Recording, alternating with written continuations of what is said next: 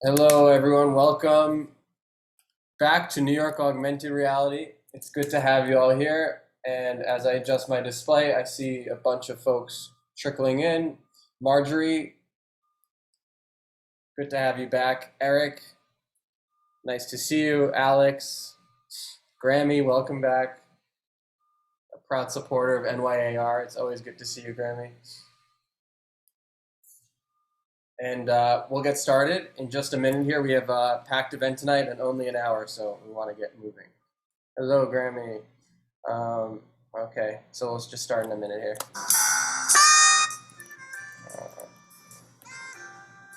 Kenda from Las Vegas, welcome. Good to have you here. Okay, Barry, should we get started? I think so, unless you want to guess my lunch before I eat it all. Well, no, not yet. Okay. Oh, man. All right. So, it's blank screen, and you see my screen properly? I think so. Welcome to New York Augmented Reality. Thank you all for joining. It's good to have you here on this Wednesday, February 9th. Barry and I worked hard putting this event together, so we're excited that you are able to join us. And Ryan, good to see you again. Welcome back. So before we get started, I want to cordially invite you to the February 28th evening event. Right now we have Bart Trzynowski, AR software developer, who's going to showcase his latest AR game, Strike Force, that was built through SnapLens Studio, written in JavaScript. And Caitlin Kraus is going to talk about the future of storytelling and her company called Mindwise. So you could RSVP through the page there. Now, I don't have a slide, but I want to introduce Barry Seff, the co-organizer of tonight's event. Barry. Hello, as I'm stuffing my face. Hello, everybody. Happy February 9th to all. Hope you're having a great day. Thank you. Three things happened, or more than three things, but news. So if you want to build your own AR glasses, you now can, thanks to OpenAR. Barry, feel free to share a link if you can find one. Meta released an interaction SDK for pass-through AR and VR. So if you're a developer, check it out. You could use some interesting new hand gesture interactions, like pose detection and some other cool things. So that's the interaction SDK, and that can be built directly into Unity. So that's super cool. And Jason, thank you for joining. Good to have you here. Alex, what's up? I see a lot of familiar faces. And lastly, Magic Leap had a presentation at Photonics West, and they revealed some new specs for their latest generation smart glasses, the Magic Leap 2. So it's going to be tethered to a secondary computer, but it will also have 18 built-in cameras to enhance real-world tracking, and it will also support dynamic dimming and also a whole slew of other features. Barry, if you want to post a link to that as well, feel free. So that's some of the latest news. Now it's time to play my favorite daytime meetup game, What's in Your Lunch? So if you have lunch and you want to share it to the camera, I'll use Google Lens to identify what's in your lunch. My phone's not here. And if my phone is right, you win a one-on-one with Barry. So I'll go get my phone. One-on-one. Wow, my wife's going to be jealous. I did a water bottle last time. Is it cheating to do a coffee mug? Okay. So, Google Lens. There's no cheating in this game, Where's the Google Alex. What No about this cheating in New rock? York AR. This All is right, my I don't lunch. have Google Lens. I'm gonna use a Google image search. So, does anyone have lunch they want to share? I have my coffee. All right, we'll try it. Probably dinner where we're calling from. So Or dinner. Anyone have dinner? All right, I will try. I might need to turn off my lights. Hold on. All right, that's quite the lunch. All right, Thank you. drop it. And Andy, your meetup got a call out in my class this week. oh, that's so so cool. hopefully eventually there'll be some NYU students Oh, amazing. showing up. If you It'll- want to come and it'll- plug it, you're welcome to. Just Thank reach you, out. Samantha. Thank you. You have So a space. you're here. If you have a space for us, we're still looking for one. So if you guys want to host in physical real world, we'd love it. Yes. So I got results from this image recognition, and by the way, thank you very much, Samantha. It's good to see you. And it looks like we have something called serveware cake plates was the first result. So today you do not win, Alex. I'm sorry. Dang it. Now, without further ado, I'm excited to move on to our presentations, who all in their own right are pushing the industry forward and making the impossible possible and helping us see the invisible, no pun intended. And first, it's an honor to welcome Yehiel Atias. Yehiel, it's amazing to have you here. Yehiel. Hey, thank you. Thanks for having me. Sorry, I have the intro. My bad. I didn't pull it up. Yehiel's the CEO and co-founder of Hexa. He's a serial entrepreneur, and Hexa's his third company, very impressive, and first startup, even more impressive.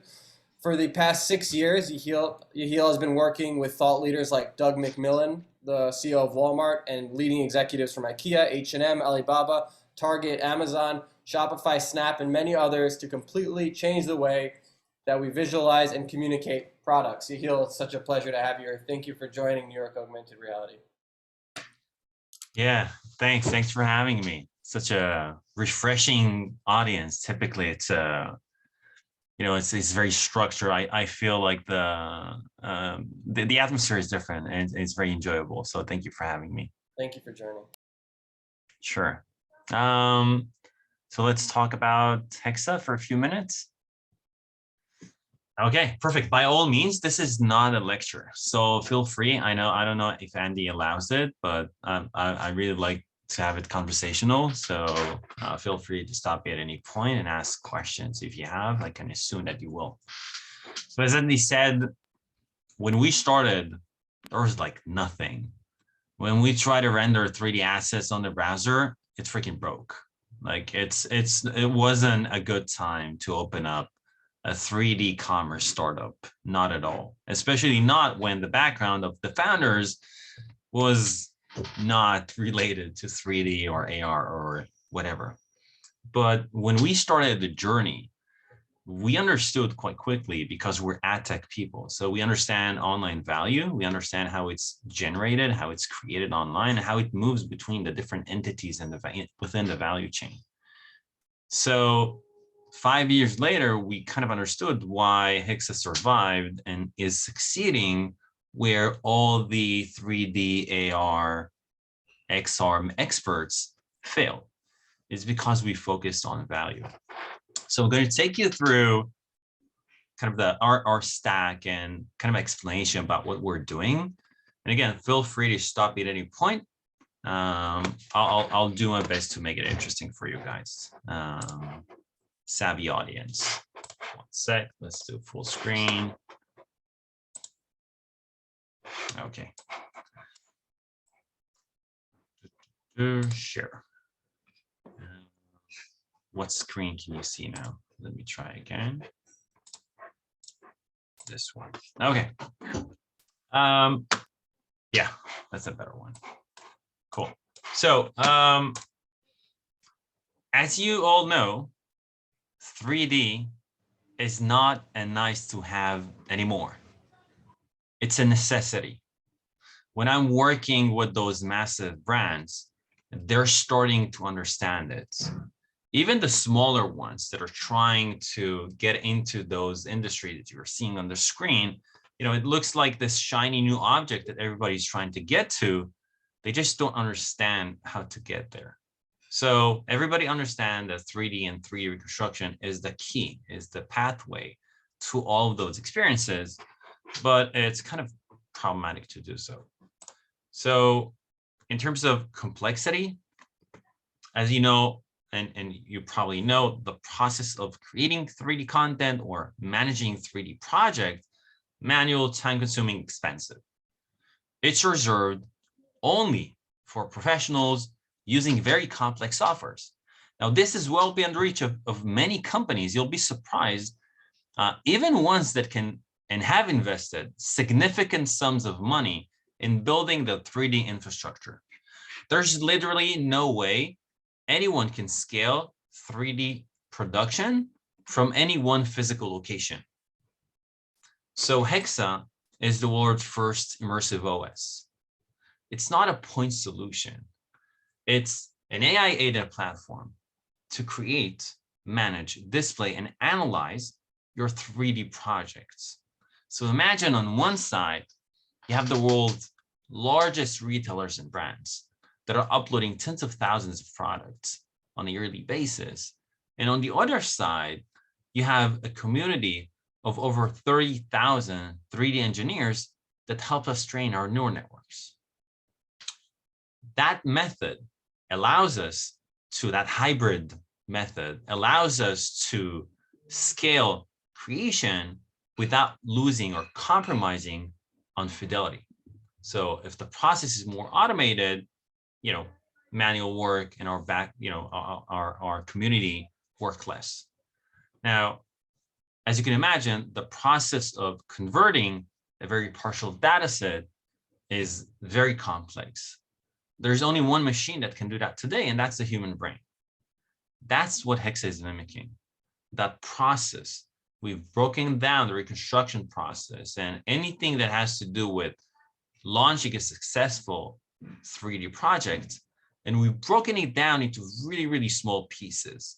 We use narrow AI because general AI is not available. We use narrow AI in order to help our community and help our customers become superhumans.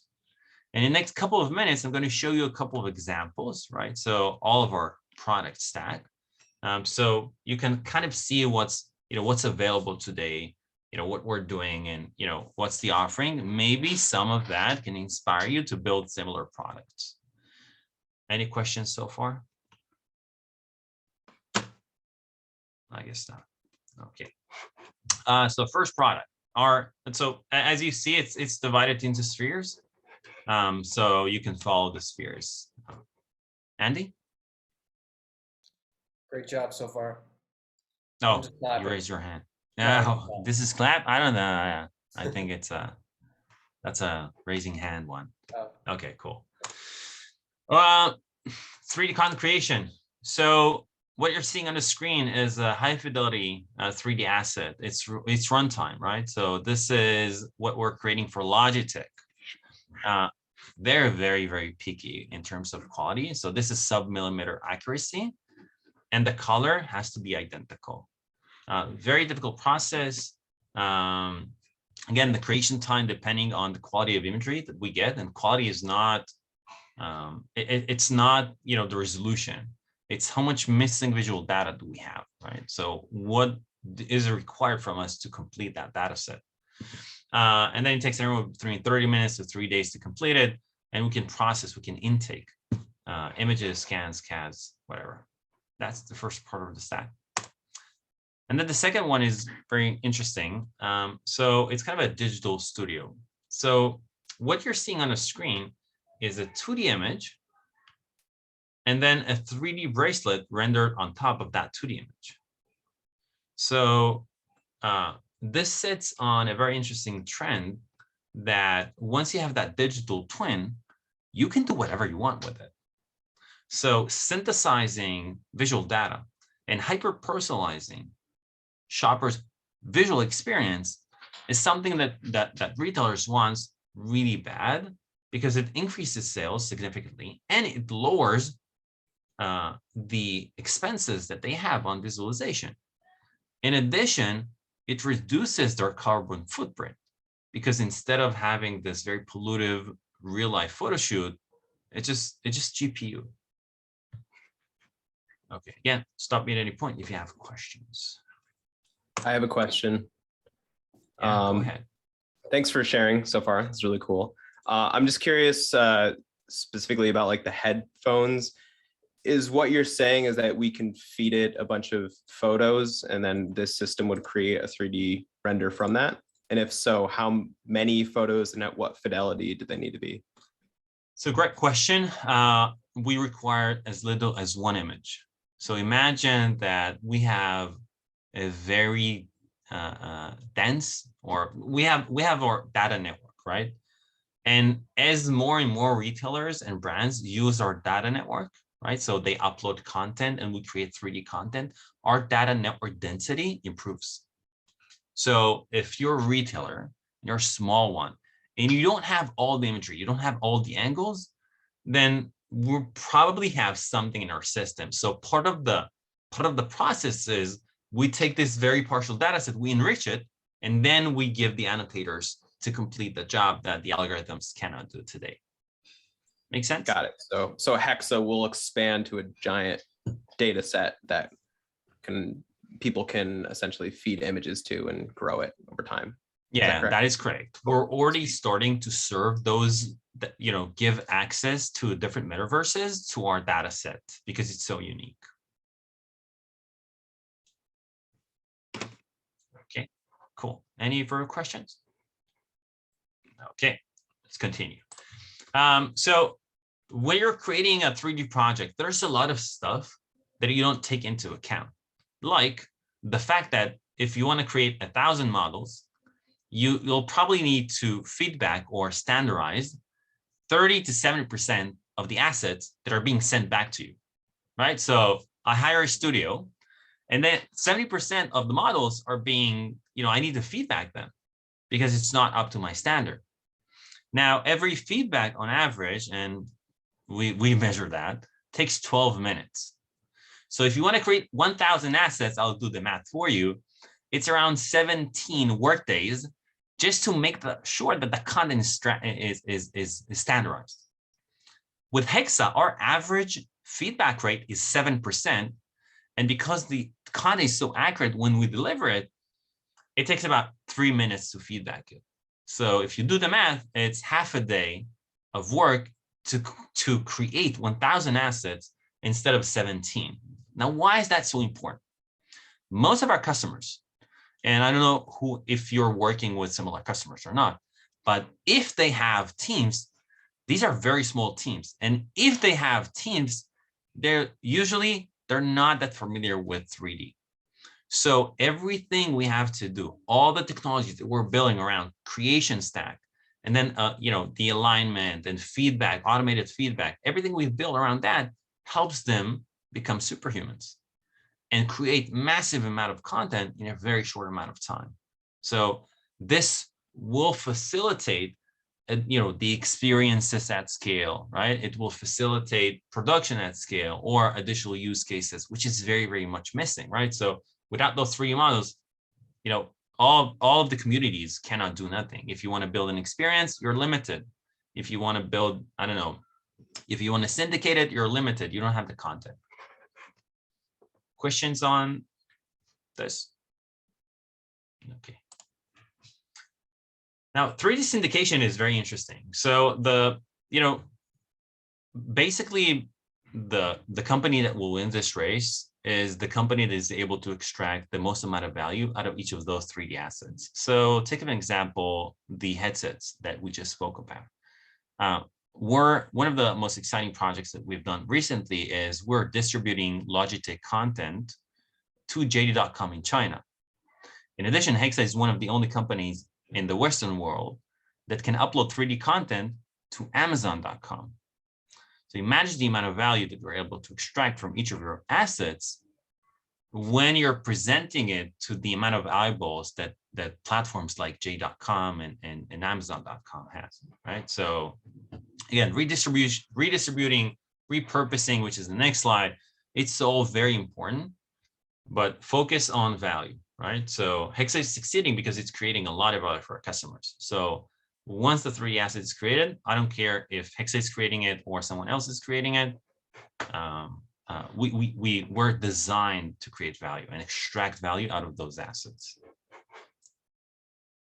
Questions? Okay. And then repurposing. So it's very important. when you're building your customers and when you're engaging with other entities and you're building their content strategies, make sure that you can repurpose that content. So Hexa is a contributor member at the Kronos Group. It means that we attend committees and we vote, and we try to make sure that content is being standardized. And obviously, if you don't know Kronos, it's the group that is in charge of GLTF. So it's not perfect. It will take a lot of time until this type of content is standardized. But when you're building your strategy, just make sure that it's repurposable, that you have taken into account all of the use cases that you would like to include, right, for your customers. If you haven't done your research and work at the beginning of the project, you will pay a lot of money and resources at the end when the customer comes back and say, yeah, but I wanted to put it there. So again, one of an interesting project that we've just launched is a partnership between Snap, Microsoft, and Hexa, where we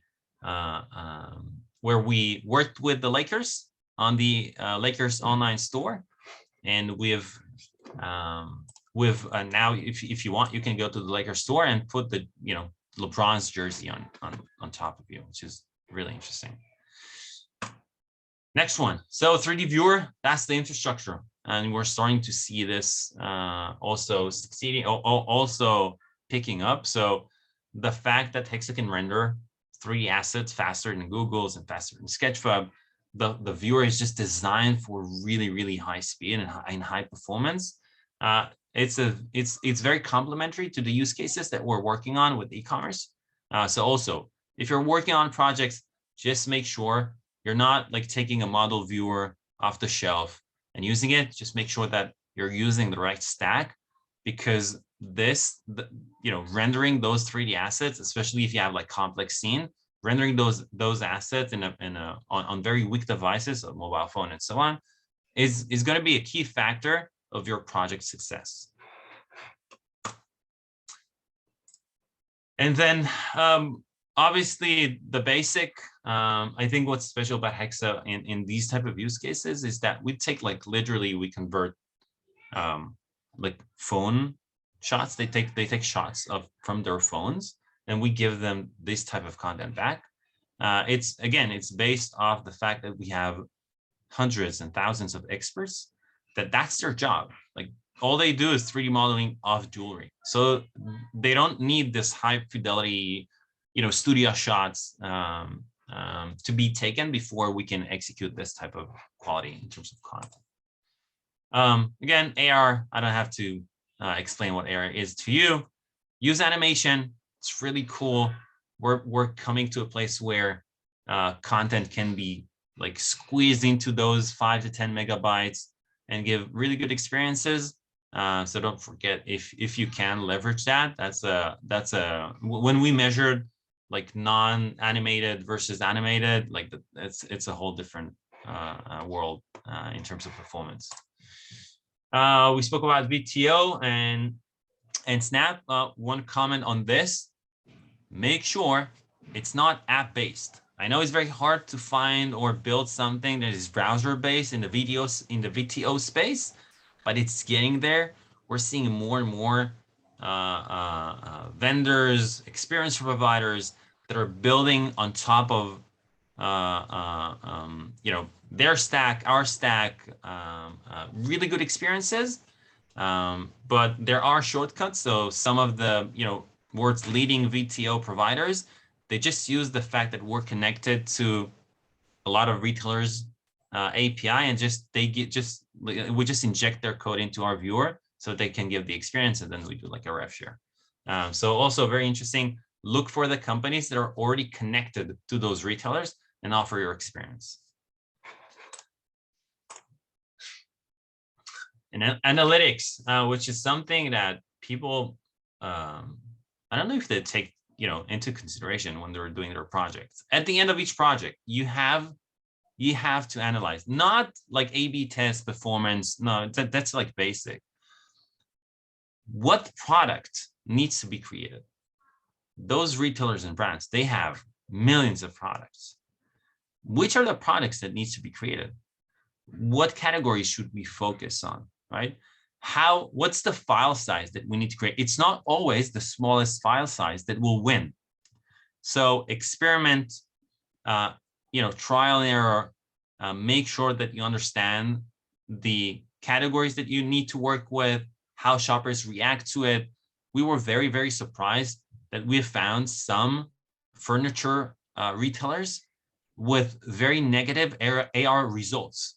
So their shoppers, because the demographic was just a bit too high, the results for augmented reality was negative, like really negative. So we had to move into less immersive experiences like 360 and 2D renders, and then we got that positive effect. But just make sure that you experiment. It's not that straightforward. I don't think that we have over 500 million online shoppers that use our products, so we're very familiar with how 3D and AR content perform. So just make sure that you experiment and don't make assumptions, because it can kill your project. And I'm done. Quick question before Barry takes it over. We had great presentation, by the way. Excellent job. We had someone from NVIDIA last time, and they're working on something called the Omniverse. And one of the technologies they use is the USDZ file format. And from what I understood, it's a universal file format that it helps with remote collaboration and interoperability between like a lot of different platforms. I was wondering if you see that being implemented in your existing workflow at some point. So USD is universal if you have iOS or iPhone. So it's not for any device. You can, by the way, the mature version of USDZ is .reality files.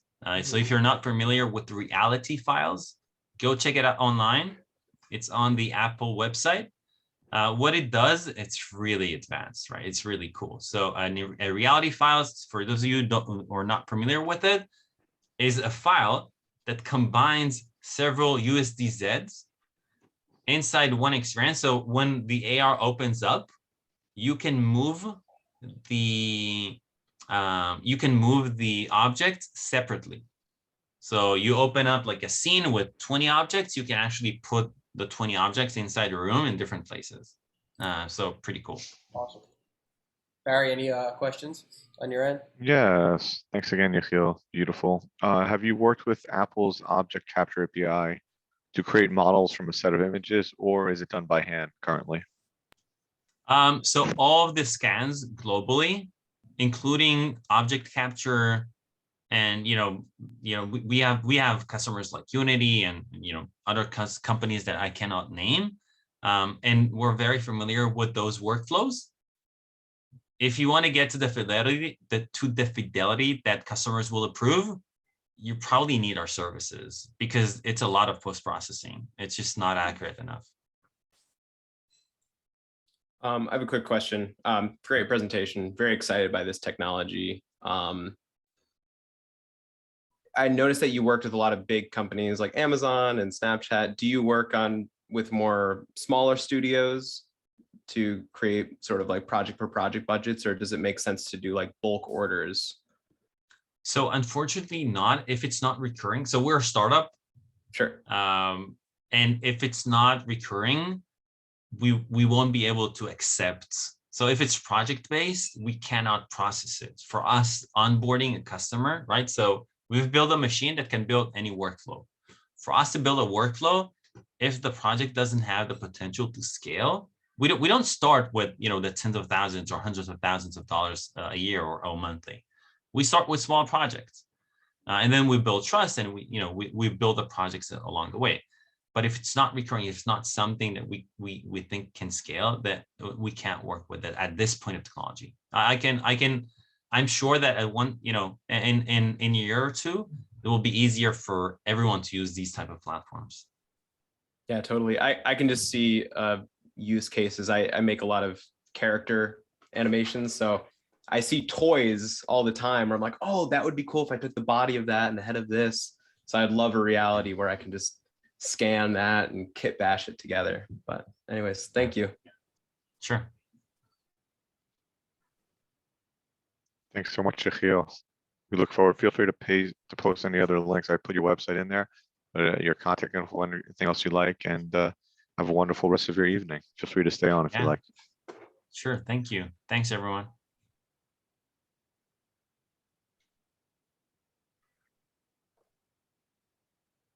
All right. You're muted, Andy. Okay, Jelmer. I think Andy will be joining shortly. Andy, I think you're muted. Hey, Andy will be joining sorry us. about that. We have Jelmer here from Illumie. He has a background in industrial design from TU Delft in the Netherlands. He developed a passion for 3D graphics somewhere in the 90s when he found out that Jurassic Park's dinosaurs were not real and in fact created with 3D software. A big revelation, but also extremely disappointing. He ran his own website agency for 10 years before moving to Norway, where he worked with interaction design and digital product development. With the rise of immersive technologies such as augmented reality, he was able to combine his interest for interaction design and 3D graphics. And now he's working full-time at Sopra Steria in the mixed reality department, where he's working on an app, Illumie, to help people with visual impairment explore unknown spaces. And I'm really excited to have Jelmer here and learn more about it. Oh, thank you. Thank you very much. Yeah, it's a real pleasure to be here. Thanks for the invite. I was Thank looking you. at the list of participants on last meetup, and I was like, "Whoa, what? Am I? Is this the same meetup?" That's really cool. So thanks for the invite. Yeah, let me share a bit about this project, Illumie. Let's see. Oh, okay, this didn't work. I'll just share my whole screen in that case. There. All right. You see full screen presentation? Perfect. So Illumie is about, like Andy said, meaningful exploration for the visually impaired. So there are about 285 million people with a visual impairment. And of those people, about 48 million people are completely blind. So think about that for a moment. That's a lot of people. Common challenges that blind people may have is like a guide dog or a mobility cane might see or detect an object, but it cannot tell people what is in front of them. What is this object? People might be wondering where are their keys, or where's the exit of this building? Maybe where's the trash can? Or if they enter a new room, they might be thinking, what is the layout of the room? Where can I sit? Or what kind of room is this? And people are at the platform, which platform am I? Where's my train? All those kind of things. Am I in the front of the right store? Where can I find the milk? So these are typical, just a few of many challenges. So in 2019, I was still working with like HoloLens 2 glasses and Magic Leap glasses. And I was thinking like, how can we use these devices to make a difference for people with a visual impairment? Because these glasses are kind of analyzing the world all the time with all the depth sensors and other types of sensors. So in particular, like, could we maybe use the spatial mesh to help avoid obstacles, or can we use maybe persistent AR to help with wayfinding? So this is not a completely original idea, I must say. There's a lot of research out there that might use HoloLens or some other devices. But at the same time, the problem is not solved yet. There's not a perfect solution out there. So there's a lot of work to be done in this space. We were lucky and got funding through this Sopra Steria Innovation Awards. So we're still working on this project through that funding, which is really great. So this is the team. I started the project together with Ingrid. She works as a service designer and is focusing on the user side of things, making sure that I, as a nerd, also think about the end user enough. And there's Eric, who works as business developer, Philip, developer, and Erlin, who's the project manager. So literally the first day of the project, we started on Magic Leap with just using the spatial mesh and adding like a virtual walking cane, you could say. You hear the sound, right? I was gonna ask if that was part of it. Yeah. Yeah. That's So it's very simple. The pitch is the distance to the object, and it has a range of, let's say, what was it, 7 meters perhaps, with Magic Leap. So on the second day of the project, we took this to the Norwegian Association for the Blind to test it out, basically.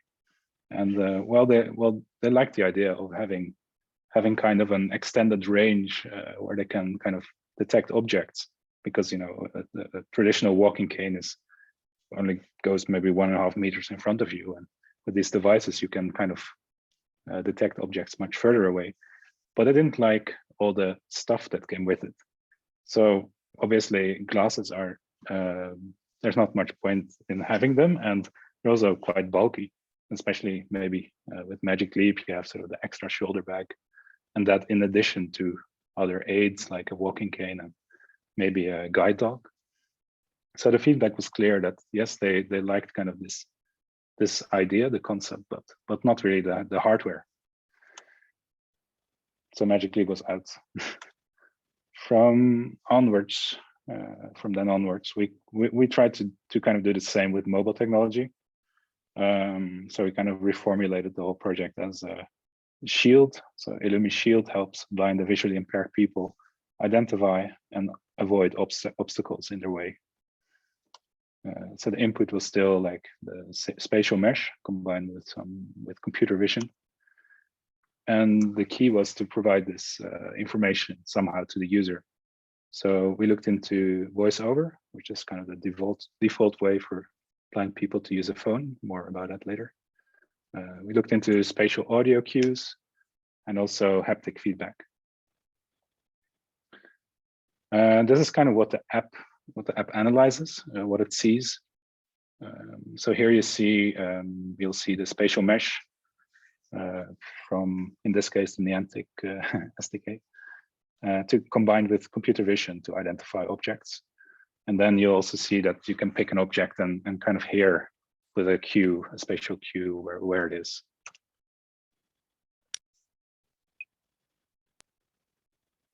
In the top, there's also a description of a kind of a summary. I see that the frame rate is quite low now, but it's a 60 FPS app.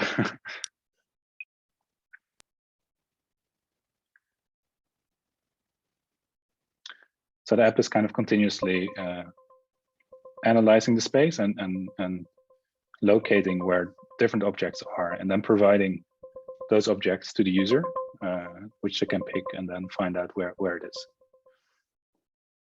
So the feedback to the user is provided through, for example, well, the main way of providing feedback is through voiceover. Blind people most commonly use iOS. Android has something called TalkBack. I can say it's getting better, is what I've heard. I think voiceover should be kind of supported by almost every app if possible. I think especially in the XR space, there's a lot to do actually. We think about accessibility and inclusion. There's also, if you're developing with Unity, apps made by Unity are by default not accessible. But there's this really great open source plugin called Unity Accessibility Plugin, which integrates your UI or standard Unity UI elements with the iOS voiceover function. And this is what that looks like in practice. Illumie has initialized. Describe scene. Switch shield on. Shield distance in meters. Switch shield on. Describe scene. So you can swipe through the UI. Maybe a table with chairs around it. And you can get, in this case, we provide a description of the scene. Don't know why the frame rate is so low. Maybe a kitchen with a wood floor. We also looked into using spatial audio cues. You might have heard that in the previous video, second last one, where you have these beeps. So they're actually spatial audio cues that kind of were used to reveal an object's position. This works quite well with headphones for the direction, but it's in itself, it doesn't work well enough to provide information about the distance. And also blind people prefer to use bone conducting headsets because these do not block their hearing. So in that case, with bone conducting headsets, the spatial audio works not as good. If you're using Unity, you need a spatializer to create spatial audio. There's some really cool, there's an open source spatializer from Google called Google Resonance. Has a few bugs. We later went for something called Dear VR, which is also a spatializer plugin. And it's really amazing stuff to work with. For feedback, we also looked into haptic feedback. So we created this kind of wristband, you could say. Obviously, this is just a prototype. We just wanted to test it out and see if what the user group would think about this. So it's based on an Arduino Blueno Beetle, with some connected with Bluetooth, and has this haptic actuator that you would find in like an Apple Watch or a smartphone that can kind of create different feelings. So we also use that to analyze how the user could kind of get a sense of the spatial mesh with two of these wristbands. So if there's an object while walking to your left, the left wristband would kind of make a ticking sensation or feeling. The closer you get to the object, the more intense that haptic signal would be. However, it's quite like designing your own products and putting those on the market requires a large investment. So for now, we put that idea on pause, even though it has a lot of potential. We were thinking to maybe try to use an Apple Watch instead, but then you kind of miss that stereo kind of picture of the world that you get with two headsets. Some other challenges we had was in the beginning of the project in 2020, getting a spatial mesh on the phone. We used 6D.ai, and suddenly it was bought by Niantic. We lost access to 6D. Luckily, the iPhone came with a LiDAR scanner, which then provided quite a good spatial mesh to us. And now it's all available through Niantic Lightchip as well, part of the technology. We also experienced, of course, COVID lockdown, which kind of limited our options for user testing. And I think I have to speed up a little bit. And this is kind of the final stage of what we made for Illumie Shield. So here's Eric walking. There's a spatial mesh, and Illumie will automatically inform you about objects that are in your path. 12 o'clock, 1.1 meters, a billiard table. 12 o'clock, 1.5 meters, a bench. Yeah.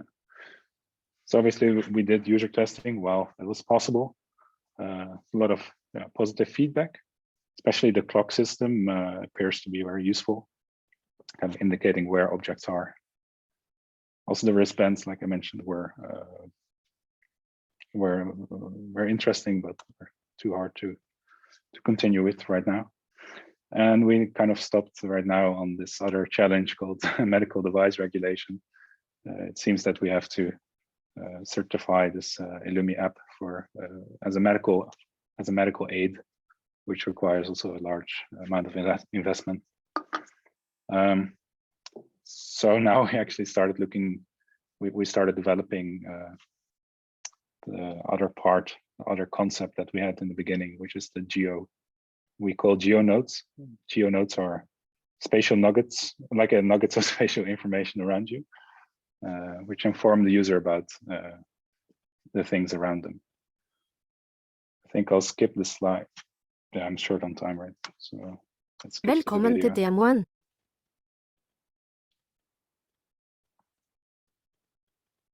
So here you see how we place the Det er en information. dør her. Her er in det the en world. språkskole. Den åpner klokken 9. So you can kind of, the goal here is to build up a Det er en vei her. database with Pass på, useful information her er det glatt. or tips for blind people, like it's icy here, here's a door, those kind of things. Det er en is her.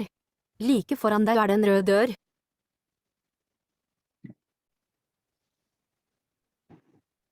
Det er en rød dør her.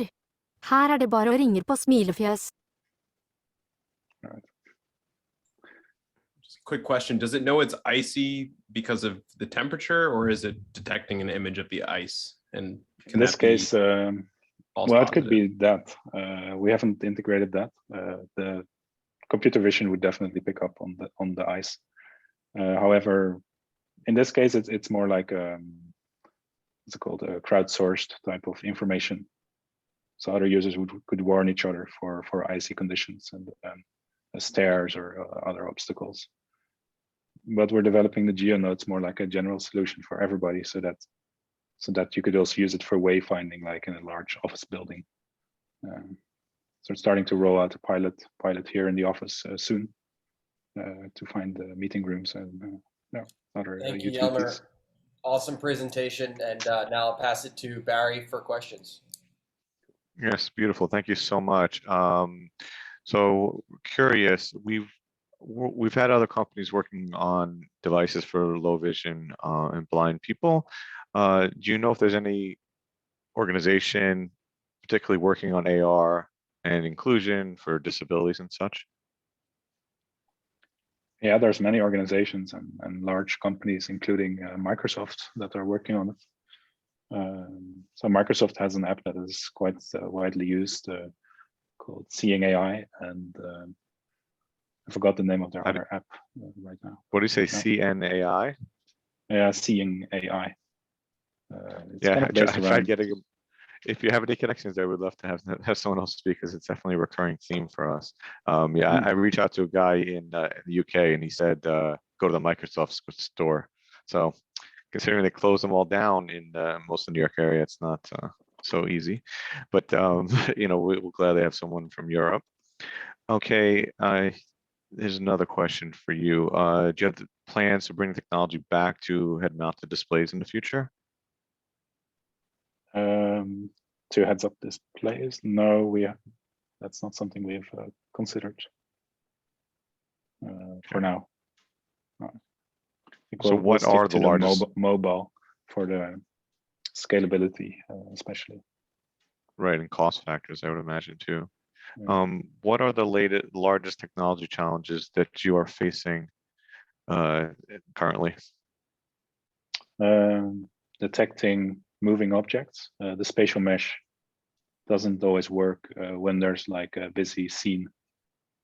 That's one of the main challenges. The other one is to provide the right type of information at the right time for that particular user. So we can obviously say, like, continuously say something about all the objects in the room, but people would get completely overloaded with information. So it's very hard to find the right balance of the amount of information. True. Cool.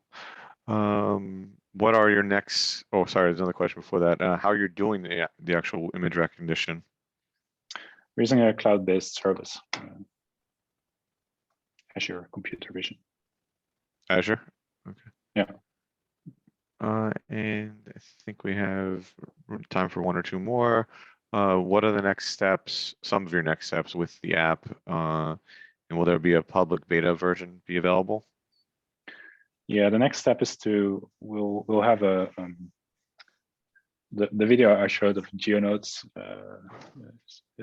doesn't show the full picture. So next week we'll launch a beta here in the office building for geonodes, and that will be available on test flight. Well, I think not so long after. Yeah, and people interested in the original Shield app can also let us know. But that app we won't publish just yet in the public beta. But we're interested in testing it with target groups, sort of on more like a one-on-one basis.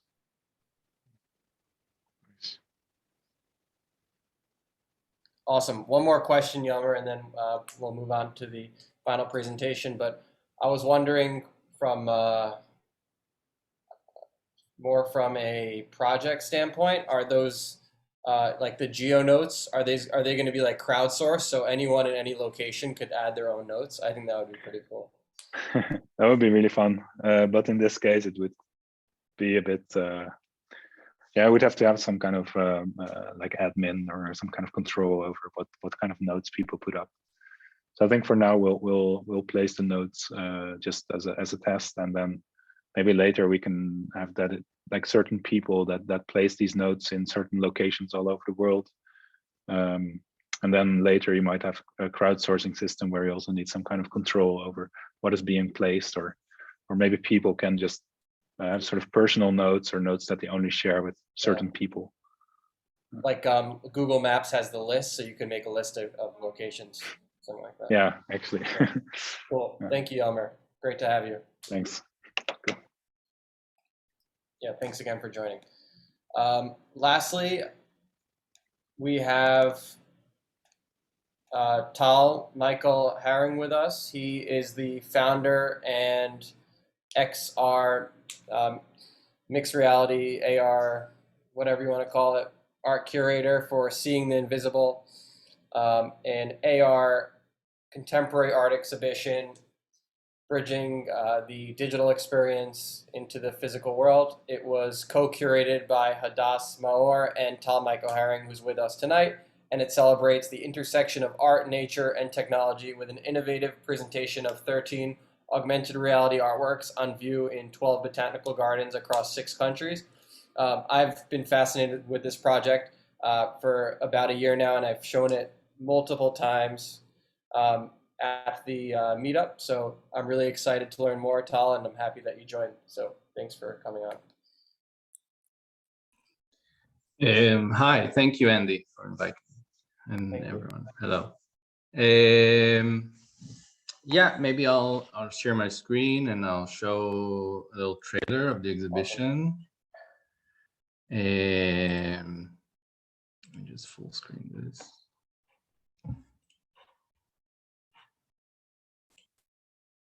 Yeah.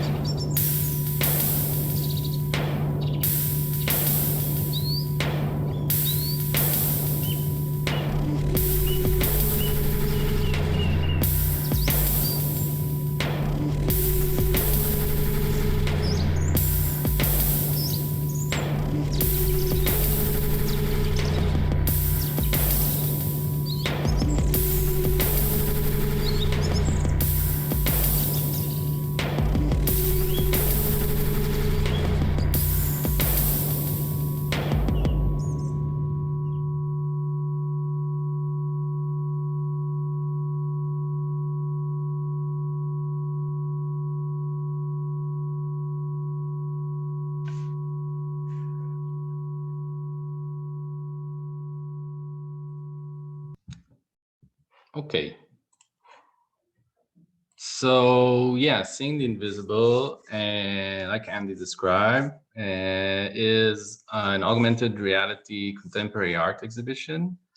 It features 13 artists from around the world, which created 13 new artworks in AR. And the theme of the exhibition was the relations between humans and nature in our new technological era. Each artwork deals with this theme in a different way. And the big thing was that a lot of the artists that we chose and worked with was the first time creating in AR, and a lot of them actually was the first time even thinking about or creating in digital artwork. Usually they work with physical materials. And a lot of the process was working with them and just explaining the medium, what you could create in 3D and AR, and how this new artwork could be taking use of all the capabilities of this medium and to full extent. So yeah, this is a list of the artists like you saw in the video.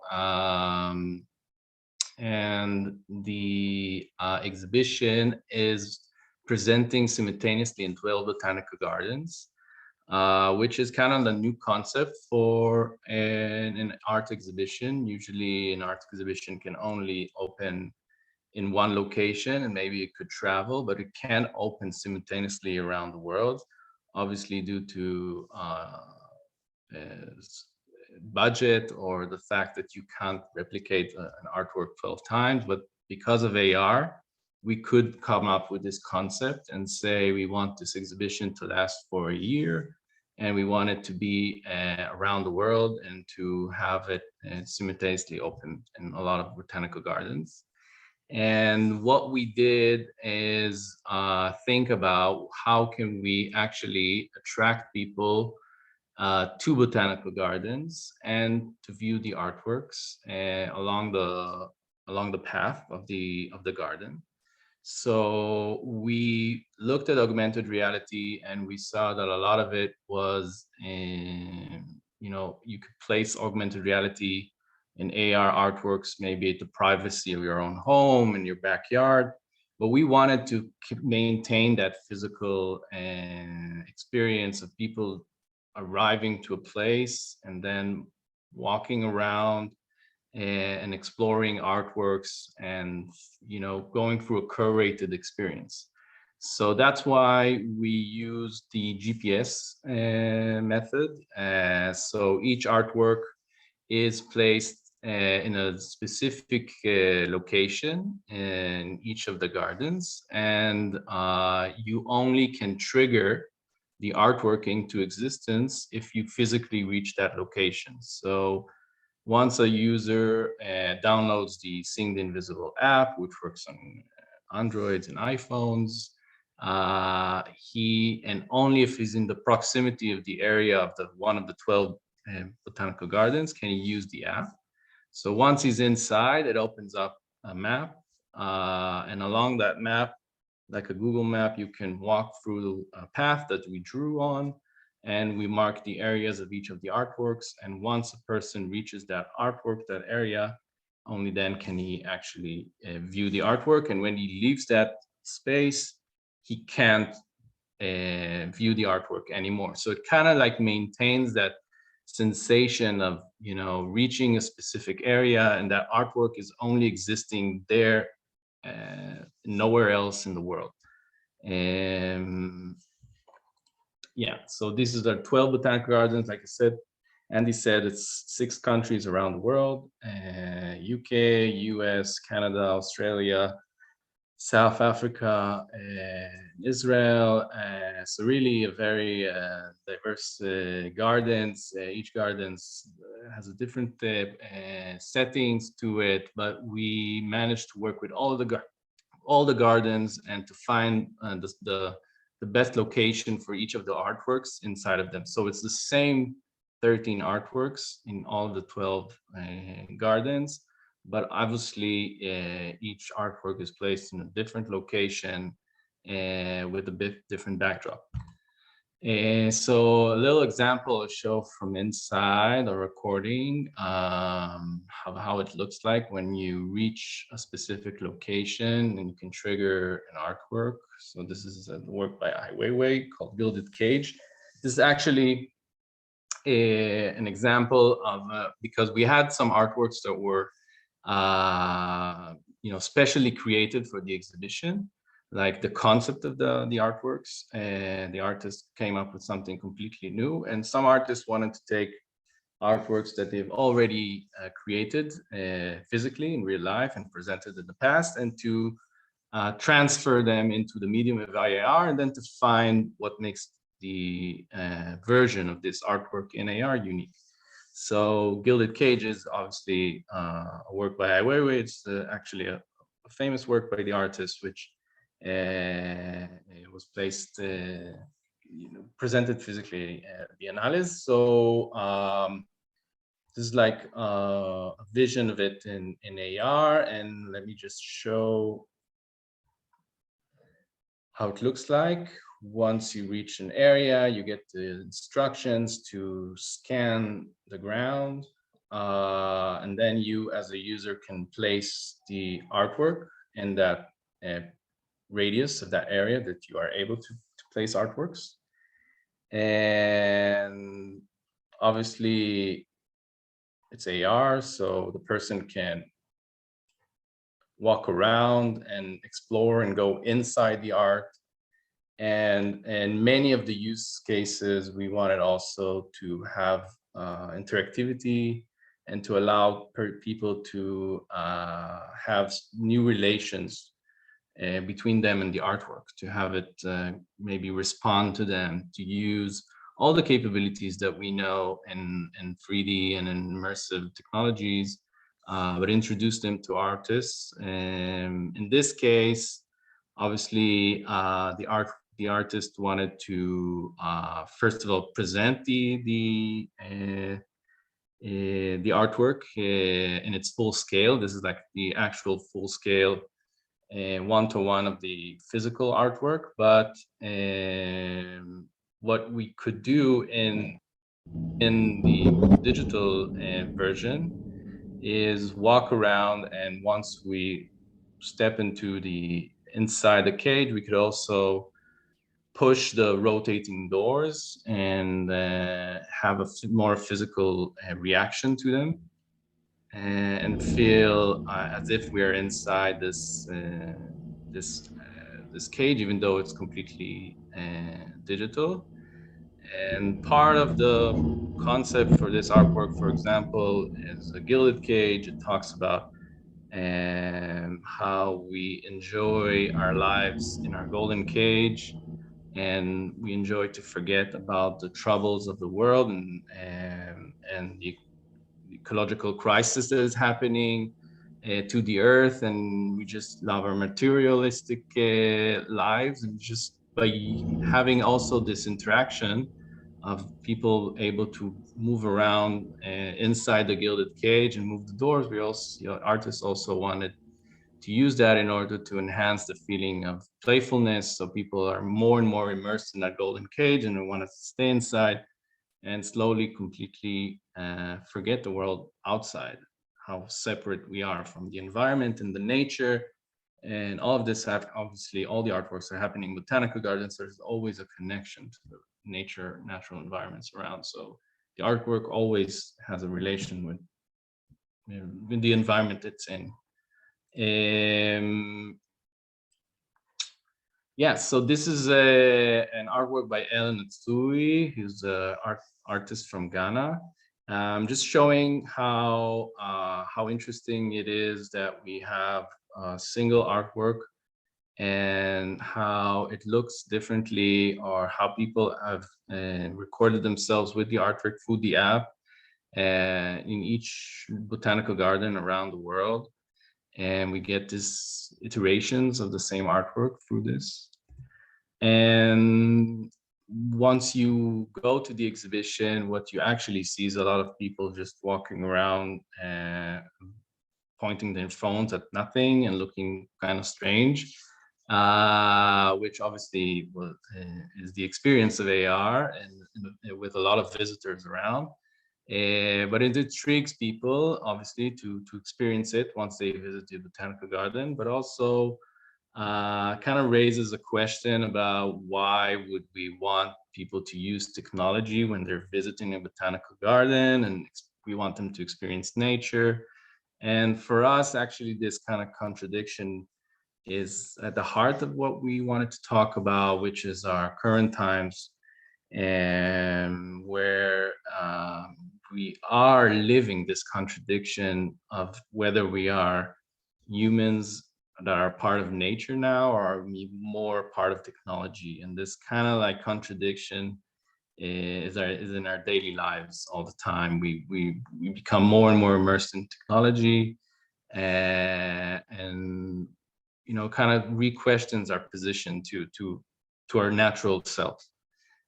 So having people reach botanical gardens and explore them, and also at the same time explore art through this technology is, you know, an experience that is it's been very unique.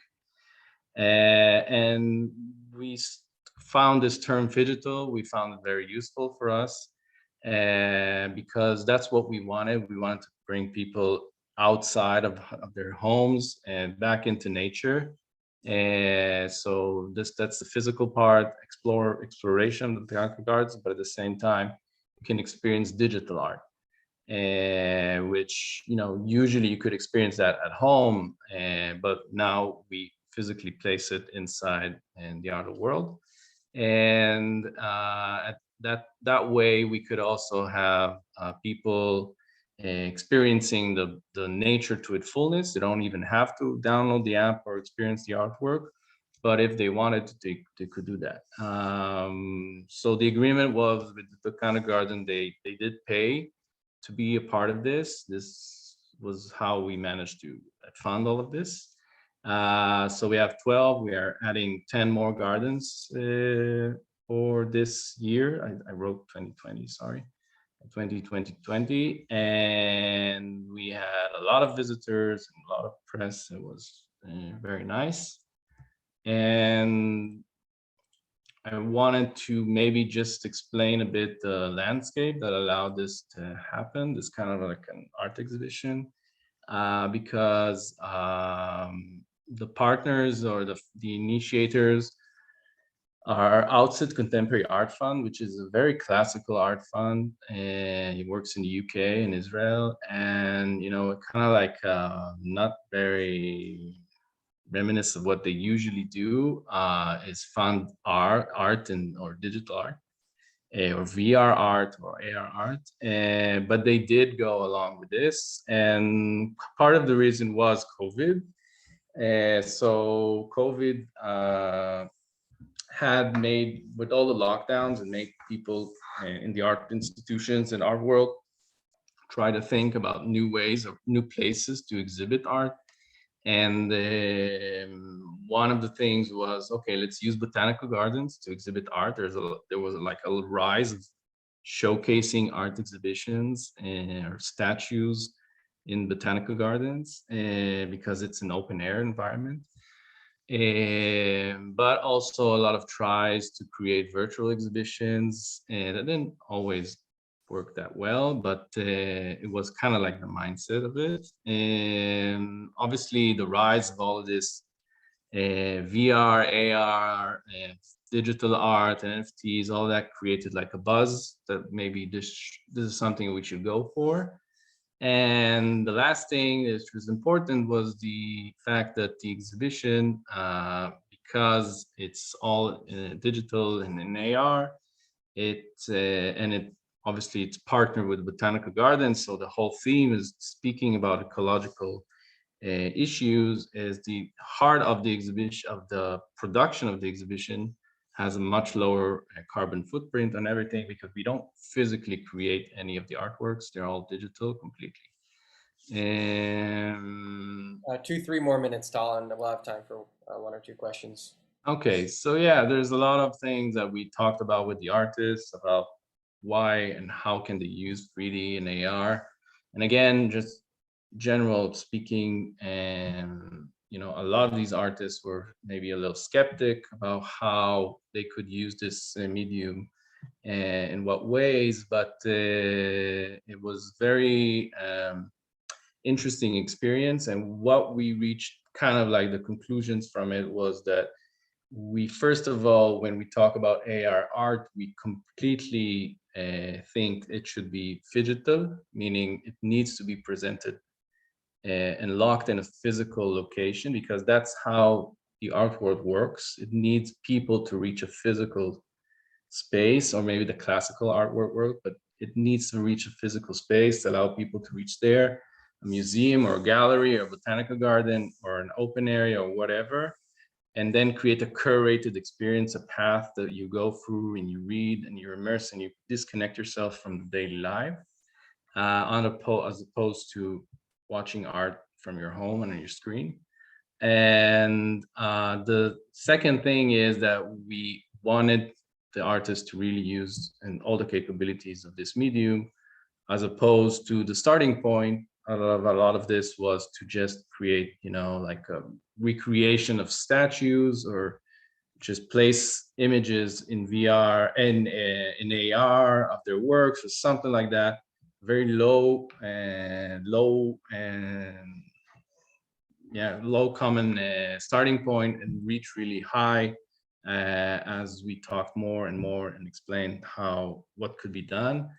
And I'll just give a last example if I don't have a lot of time, but Ori Gertz is an Israeli artist. And in this case, he wanted to recreate a video art that he created in the past, which called Big Bang.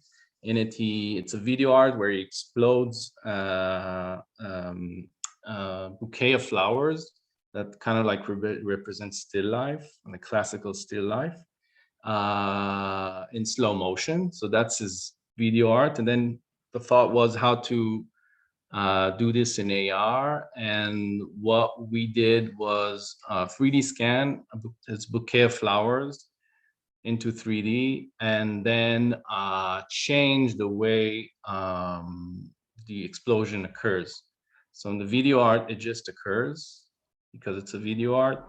But in AR, the explosion occurs because of the distance viewer and the bouquet. So as you step closer to the bouquet to examine it, then that explodes in slow motion, immersing you in all of the little parts and the petals and the bees and the butterflies that were inside, and just changing the role of the viewer in a way, from a passive viewer that's watching something happening to an active viewer that actually kind of like creates maybe a meaning of your actions have consequences. You are in fact causing this destruction. And yeah, this is like an example of like an artist that understood how he can, translate what he used to do and let's say regular 2D video into this medium. And there's a lot of examples from the exhibition of different artists taking it in different ways, and it's been just a very, very interesting experience, a lot of learning from it, and how to speak with artists and how to explain this to them, and how they can take the move into this medium and treat it as an artistic medium, and to explore Thank you, Tal. Okay. I'm sure there's a lot of questions. I have one question that I want to ask to close it off. I just want to be cognizant of everyone's time here. Just one question about the process of working with the artists. Did you need to educate? But it's a very fascinating project, and the artists you signed on board are incredible. I was wondering did you need to like educate them? Was there or were they like automatically excited to work on a new medium? Was it something that you needed? Yeah, to I think it varies. I mean, there are artists like Jakob Putstinsen, who has done a lot of AR and VR. And so artists that some we chose that are already, you know, swimming in this medium, and they just thought about a new concept for this exhibition. It was much more natural. Obviously, we had conversations about the artwork and its concept, but you know, the medium was very clear. But other artists were more skeptic or more afraid or not sure. So it was a longer process. It was showing them possibilities. It was kind of like having our tech studio sitting with them and just showing a lot of possibilities, kind of like allowing them to feel as if they're playing with clay on their own, even though it's a digital clay, or you know. So it varies between the artists. Let's say Ai Weiwei, at first when we approached him, he said, oh, it's like that Pokemon Go my son is playing it. I hope it doesn't look as shit as that. So, you know, he had the different reactions, but in the end, obviously, he went on board when he saw that we could reach the quality that he strived for, which is kind of like maybe the highest thing that artists are really persistent about, is the high quality, which is kind of problematic in a project that is based on mobile. But we did manage to do a lot in order to reach the quality they wanted. And yeah, the more, yeah. Awesome. I appreciate you joining us, and thanks so much for sharing a bit more about your project. Okay. Thank you, Tal. Sure. Any other questions from the audience before we close off? Do you know what you're going to do for the next one? Yeah or no?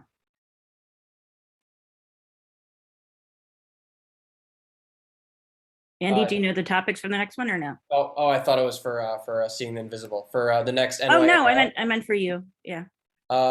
So the next meetup we have Bart Trzynadlowski. He's an AR software developer presenting a Snap Lens Studio project that he's working on called Strike for us. He shared it a bit at the last meetup. He's a really good developer, so it should be cool to watch him. And we also have Caitlin Krause from Mindwise talking about spatial storytelling, and then we're in talks with one other speaker. So that's what we have right now, but you can check the meetup page to keep informed. That's great. If you want any other people, I'm happy to reach out to my network too. Okay, awesome. I'll reach out to you. Thank you, Samantha. That sounds great. Great. Thank you all for joining New York Augmented Reality today, and thank you speakers. Amazing learning from you all, and thank you participants for sharing interest in the beautiful conversation of augmented reality. I will see you at the next one. Have a good day or night. Thanks, Andy. Thanks, everybody. Bye. Thanks, Alex.